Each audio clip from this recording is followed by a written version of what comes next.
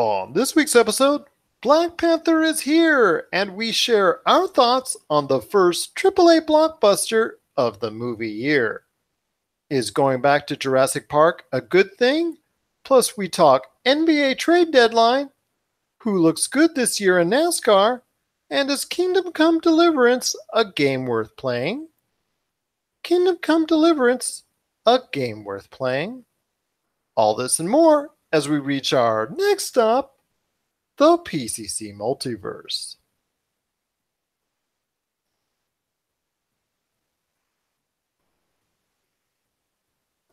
And we're back with another episode of the PCC Multiverse. My name is Gerald Glasser from Pop Culture Cosmos and Game Source. We truly appreciate you being part of the broadcast here today.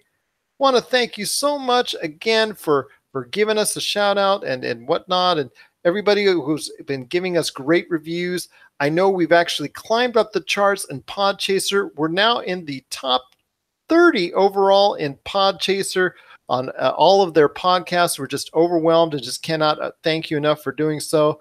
But it wouldn't be a PCC Multiverse without my good friend. He is back in the saddle once again. It is the man behind Humanica Media. You got to check out all their great stuff today on humanicamedia.com. Is Josh Peterson. What's going on, my friend? Hey, I'm just, I got a notification here on my computer. It said my hard drive is full. I went to say, well, what's it full with? It's all just Pop Culture Cosmos episodes. So I love the show so much. I like to listen to it at least 4 or 5 times, which involves downloading it one time for each listen. So that's you guys right. should definitely be doing the same, you know? Yes, indeed. And I tell you what, if you get a chance, subscribe to one of our channels, whether it's on Podchaser, Apple Podcasts, or one of the numerous downloadable options that's out there, or check us out 7 days a week, and I'll be giving you the latest on that in the end of this segment in regards to where you can catch us. I want to also give a big thank you to Tyler Baker from the Fantasy Football Pater podcast. Appreciate you stepping in for us at the last minute for Mr. Josh, who I don't know, he still didn't tell me whether or not he was searching for gold, looking for buried treasure or whatever he was doing last weekend. But El Dorado, actually. I was looking for El Dorado. There you go. El Dorado indeed, just like Nathan Drake. But I'll tell you what, it's a great thing to have him back here. We've got a great episode. We're going to be talking some Black Panther. Josh has seen it, and he's going to share his thoughts. Also as well, we've got Rob McCallum in the Cosmic Crossfire. He's going to be talking some Jurassic Park and also as well some Cloverfield Paradox. We've got, Anthony Barberin. He is our NBA man in the know. He's going to be talking what happened at the NBA trade deadline. That was really big, and his thoughts on what teams did as far as and how teams did as far as how they're going to make out for the rest of this year, especially when it comes to the Cleveland Cavaliers and Detroit Pistons. Plus also as well, we've got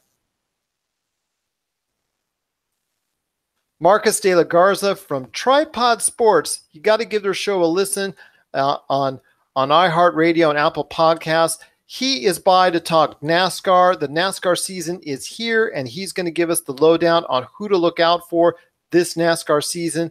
And of course, we will be back later to share our thoughts on the latest big game that's coming out. Well, kind of different. The latest video game to come out, Kingdom Come Deliverance. I know Josh with Super BS Gamescast, they had a conversation with some of the guys at the studio for Kingdom Come Deliverance. He's going to share his thoughts on the games and what they were saying as far as how good this game can be. But Josh, you actually saw Black Panther. You have seen it. You have some thoughts on it. It is the biggest movie of the year so far. It starts off this great movie season, really. Although last week we did have some big titles, some somewhat big titles, and obviously the 50 Shades Freed and whatnot. But this is Black Panther. It's expected to do mega bucks this weekend. Josh, you got a chance to see it. What are your thoughts on this year's first really big superhero hit in Black Panther? Let me start off by talking about the things I loved about it, okay? Cinematography, fantastic. The coloring, really good. Editing, good. Acting, good. And Andy Serkis, okay? Those are the 5 things that made that movie fantastic. All right, now we'll get into the get beneath the crust a little bit, you know, fidget around with the inner workings of the movie here. Well, hold on. This is going to lead into spoilers, so if you really don't want spoilers, even some slight spoilers around, better just tune out for about 7 minutes or so, and then we'll check back in with us. But there is going to be some spoilers coming around. All right, so Black Panther. It was, I don't know, with all the hype, I was expecting like this just revolutionary superhero movie, but it wasn't a revolutionary movie. It was you know, it was the tried and true Marvel formula, and it wasn't a bad movie. I actually really enjoyed it. It was a fun movie to sit through, and like all of the you know, it's, I guess a lot of the hype is going around that it's, you know, it's a big like social piece, and yeah, it has a good social message. It's not like really obnoxious about the way they deliver it, which is why a lot of people are like, oh, I'm going to boycott this movie. Don't boycott the movie. Go see it. It's fun to watch. It's got a lot. So basically, you know, in Wakanda, remember we left off in Civil War with the dad getting assassinated allegedly by Bucky Barnes. You know, and in the Civil War, Wakanda to the rest of the world was just is a third world country. But you find out in this movie that they've been like hiding their technology. You know, they're a super advanced civilization. They've just been hiding so that their weapons don't get around to the rest of the world. And so that's where the movie comes. You know, I don't want to go into the story, but without like, it's going to take me a long time because I'm going to go off on a rant about it. A good rant. But yeah, so basically the movie is, the story revolves around them trying to keep their weapons from reaching the rest of the world. So, you know, it has Michael B. Jordan is the, you know, obviously from the trailers, he's the villain. He's playing Eric Killmonger, is that correct? Eric Killmonger, yeah. So all the characters from the comic books are there, which is nice. And, you know, they have Killmonger, they have, the guy's name is Gorilla something or other, and I was surprised they left that one in there. But like, it was very true to the comics. A lot of like, and it had a lot of detail that you wouldn't have gotten, you know, that you don't get from like the Ultimate Avengers cartoon and stuff that used to be on, you know, it was out on DVD a while back. It's very well done. Like I was expecting it to be, you know, it's hard to follow up with some of the, you know, I still have Winter Soldier up on the pinnacle of Marvel movies, but no, it's a very well done movie. It was fun. It has a lot of, you know, they're a warrior culture, so it has a lot of fighting. So that was my big thing. You know, I read that we were talking about, you know, early reviews, and my big concern was that it, you know, is going to be too preachy and not enough like Marvel, but no, it delivered on all fronts. Well, that's awesome to hear. And I know you were talking about the imagery of Wakanda and the cinematography and the coloring and all that. Tell us a little bit more about that and why to you the effects and also the coloring and the imagery were so good to you and made it such a standout in the MCU.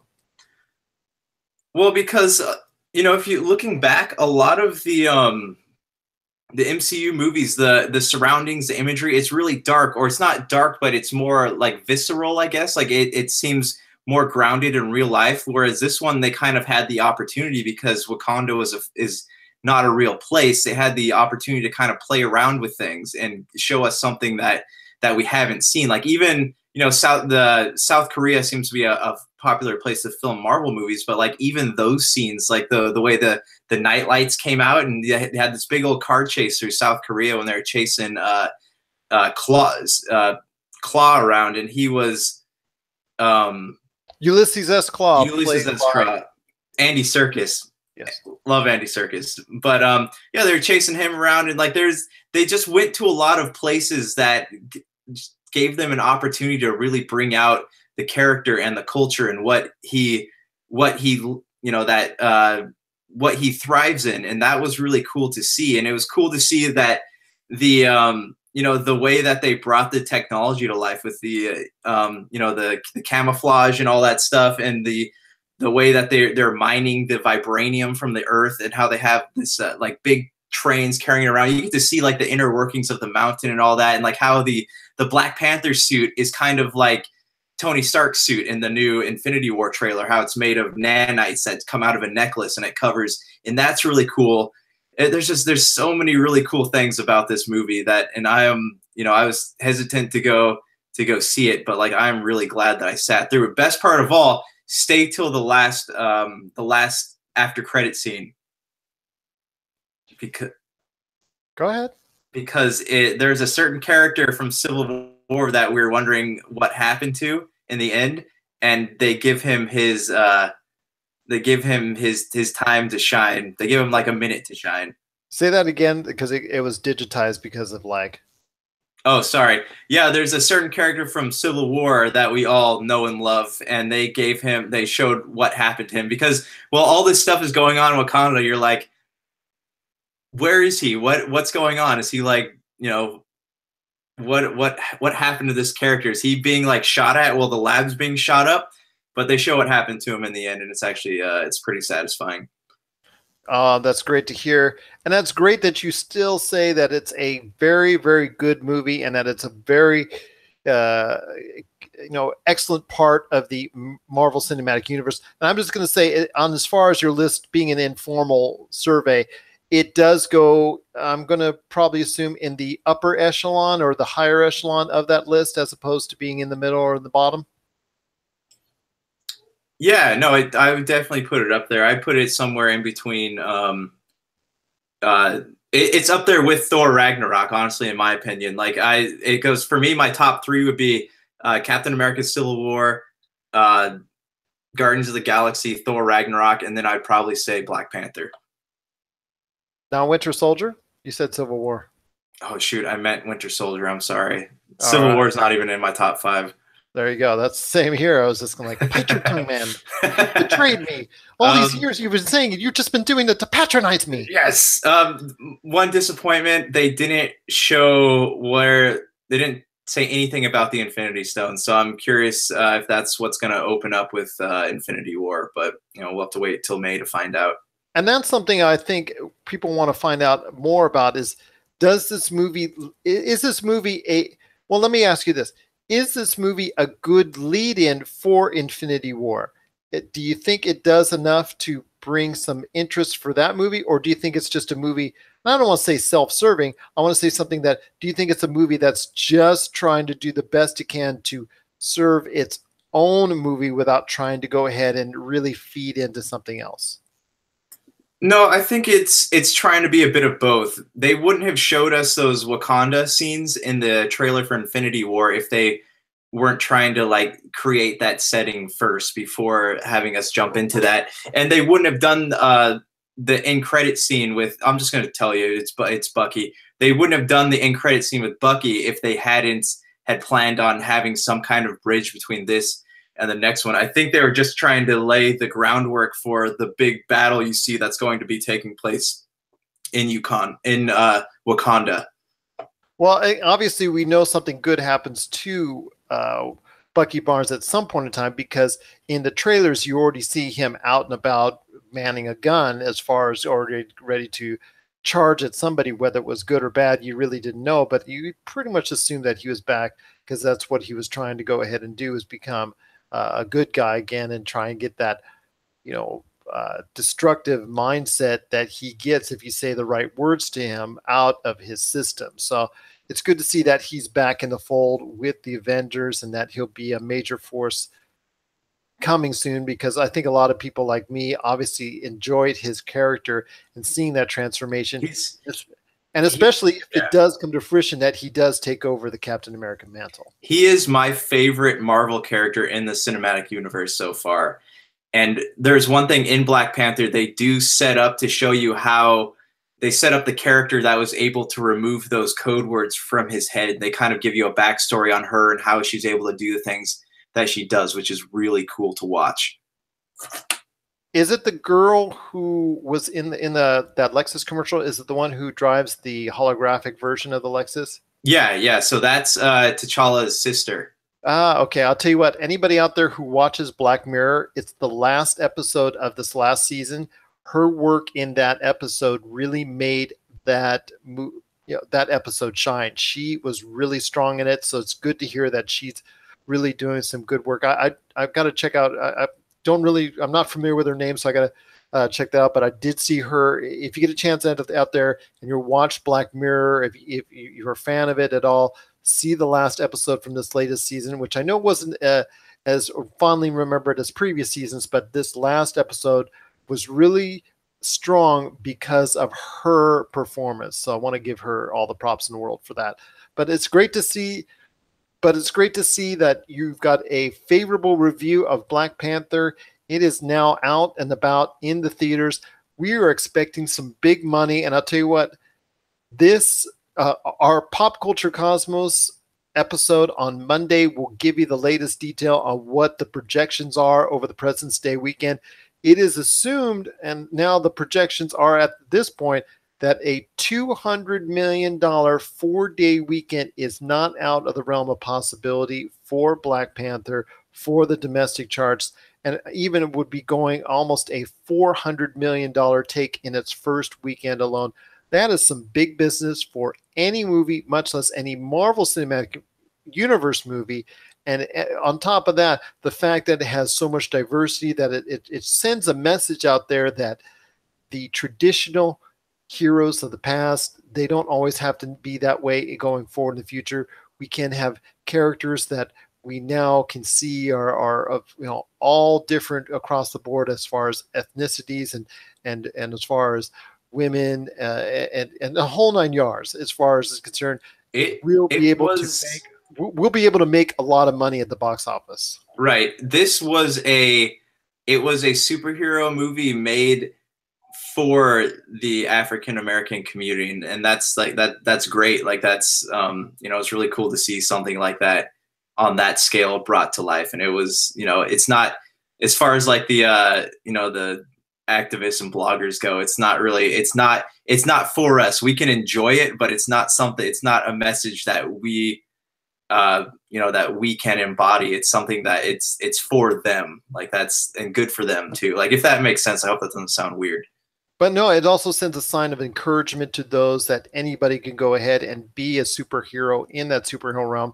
And I'm so grateful to Marvel to giving this type of opportunity, because it also means going forward for DC with Black Adam. It also means going forward with Captain Marvel. It also means going forward with hopefully Black Widow and so many other options and opportunities now that are just wide open. Because I was worried for a long time, and after Blade, that trilogy ran out of steam, that they were never going to be able to approach on as far as a big league, major league level, treating the African American community the way it so richly deserves.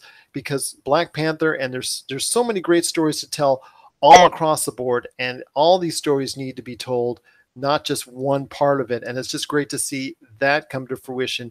And it's great to see now that Black Panther is going to do really, really big numbers at the box office. And it sends a message to everybody in Hollywood that the traditional heroes of the past are going to go by the wayside, and going forward that we're going to be able to see a lot more diversity, and we're all the better for it.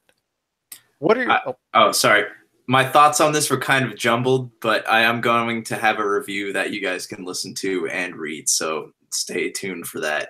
That's awesome indeed. To look forward to it on popculturecosmos.wordpress.com. And then also as well, right back here, he's going to even share more thoughts in upcoming episodes on our Pop Culture Cosmos channel.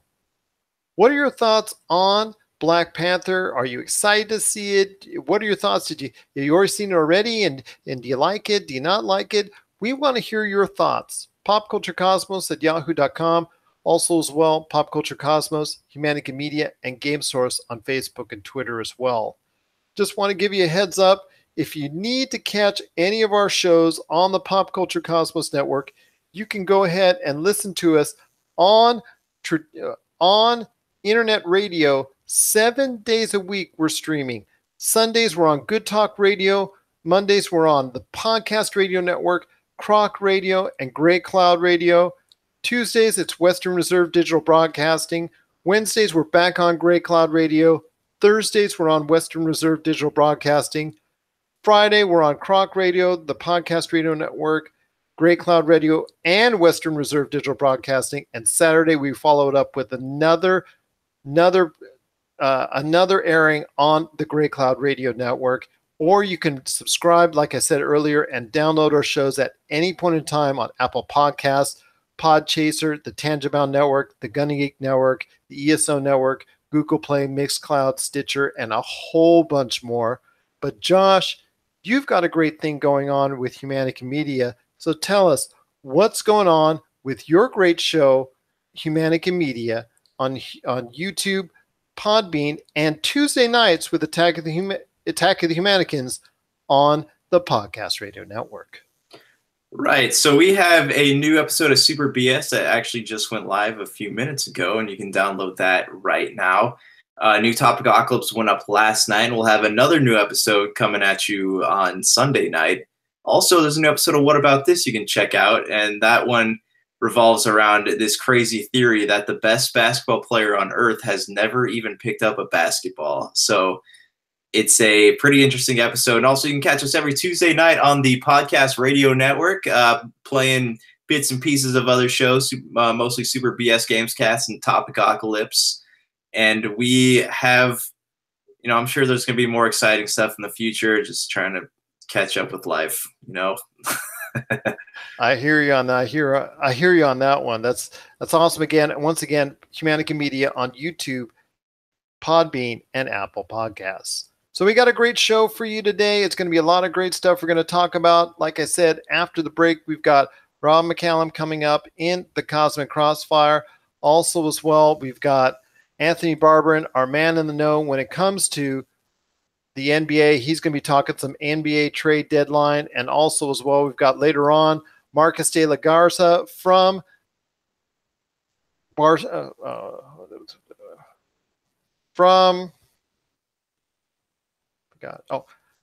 Tripod Sports. He's going to be stopping by to talk some NASCAR and who he likes for the NASCAR season. And then we're going to follow it up with some Kingdom Come Deliverance. But first, we've got our good friend Warren Fernandez. This is one of his great songs. You know what? I didn't prep it up. This will sound so much better in post. Should have prepped it up. Give me uno momento.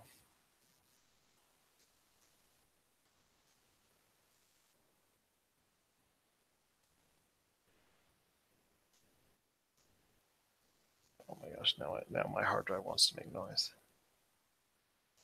All right. It's our good friend, Warren Fernandez. He's got a great album you got to check out. It's Emoji Engine on Bandcamp. This is Palo Alto, and this is the PCC Multiverse. I'm going to start it again. That was me whacking my hard drive. He's got a, this is, and first off, we've got Warren Fernandez. This is his, it's a little lower sound, by the way. Went from a higher pitch sound to a lower pitch sound.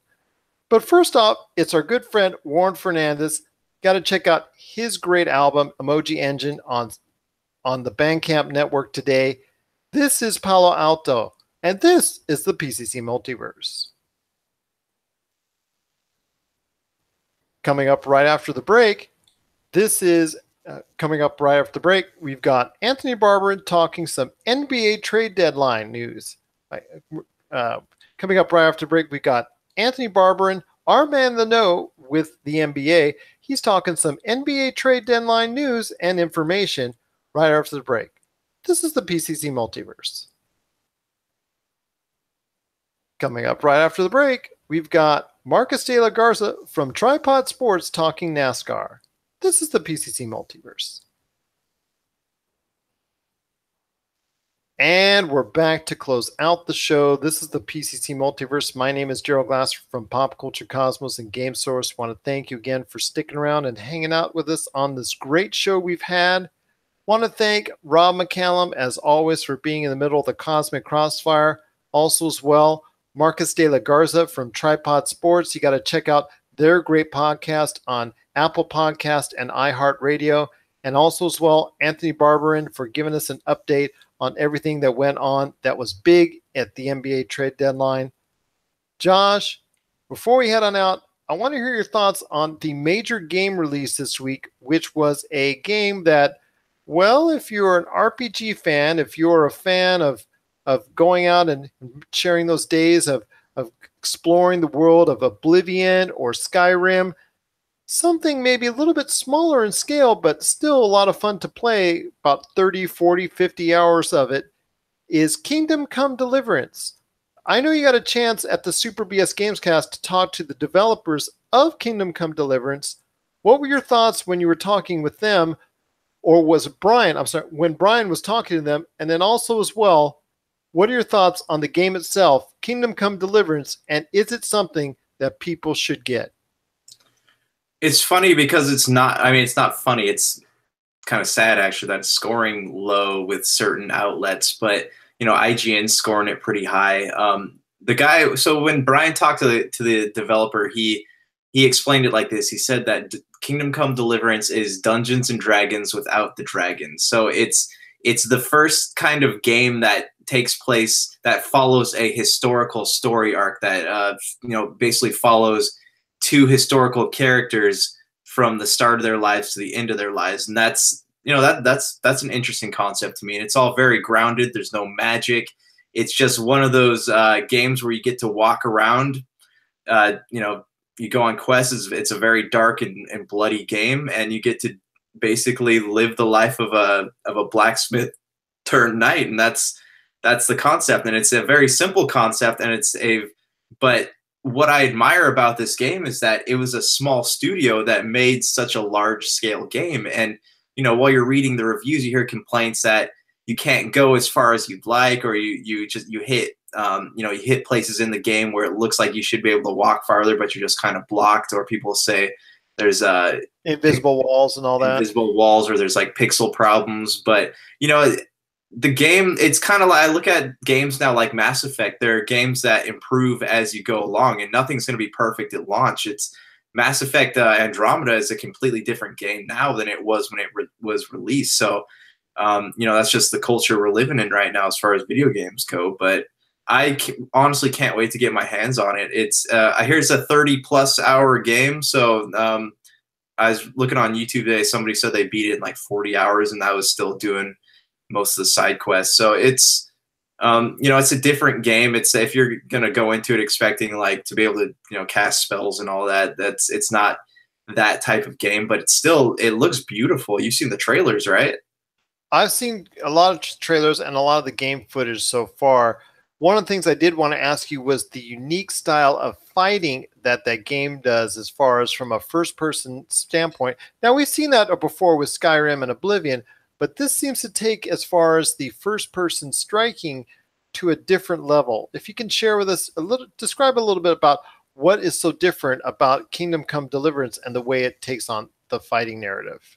Well, it's more complicated, I guess, than Skyrim, but it's not overly complicated. There's still, you are in first person, and you have, obviously you got to block and parry and all that stuff, and it's done across multiple buttons instead of just being able to like press the the right trigger and being able to pull up your shield and pressing the other trigger and being able to strike. There's more to it than that, and you have to actually time your attacks, and we haven't. I'm trying to, like, I can never remember if there's ever been a game like that. I don't think so, but I could be wrong about that. But yeah, the complaints that I've heard is that it's complicated, but then they say it's not so complicated that you don't want to keep learning how to do it. If that makes sense. It does indeed, and I think that just shows that there is a game here that people should delve into if they are fans of the adventure genre, and that they should take a stab at it, because right now is a great time. After Monster Hunter World, there's really not a whole lot of new things that are out currently. So until maybe Far Cry 5 shows up, this may be a game that might get you over the hump. At least you want to give it a rental. You want to see if you give it a try and then go from there. But this looks like a game that you might want to give a chance, and looks like a game that could surprise a lot of people as far as the adventure that it might be worth taking. It's something to hold you over until Far Cry. And, you know, there's a plethora of indie games out there, but as far as major titles go, like, this is one that you might want to look into.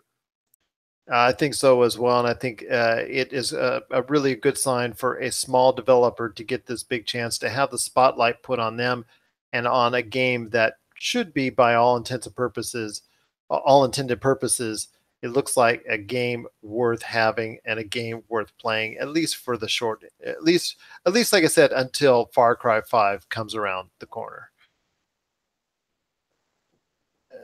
I guess Oh, sorry. Was I supposed to add something? no, I'm just trying to think. Should I end up comes around until I think at least it's a game worth having and a game worth playing, at least until Far Cry 5 comes around the corner. What are your thoughts on Kingdom Come Deliverance? Have you already stepped into the world there, and have you already given it a try and are starting the feeling out process, or how far into the game are you, or is it something you're curious about, maybe trying to get into, or something that you really just putting off to the side because it's not the type of game you like, or the studio isn't big enough, or something you didn't see you liked, or the fighting style or whatnot, or you want, you know, the full Skyrim Elder Scrolls experience with all the magic added onto it that it doesn't have? Share us your thoughts, popculturecosmos@yahoo.com. Also as well, Pop Culture Cosmos, Humanity Media, and Game Source on Facebook and Twitter as well. So Josh, we're heading out for a great weekend, President's Day weekend here. It's going to be an awesome time to go see Black Panther for anyone out there that's interested, because you know, after your review of it, and I'm going to check it out this weekend as well. I'm really excited to see it even more now. But any last thoughts on this week's show before we head on out? Yeah, there's a little indie game came out on the Nintendo Switch and Xbox One, PlayStation 4 this week called Faye. And I don't know if you got a chance to look at it. It's made by EA's indie studio. They made Unraveled. That came out 2 or 3 years ago, but 2.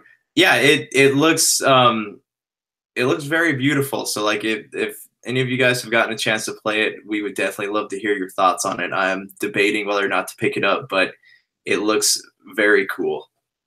Well, if it comes from that same studio, obviously it should be something that a lot of people that are interested, a lot of people should have interest in, and definitely is a great sign for those that are looking for a cool little indie game as well going forward, especially with the Nintendo Switch that now is the premier console right now on the marketplace, and definitely something that is sorely needed for a system that is definitely going to be the hottest thing around going forward. So for Josh Peterson, this is Gerald Glassford. It's another beautiful day in paradise right here in the PCC Multiverse. We thank you for listening, and here's hoping you have yourself a great day.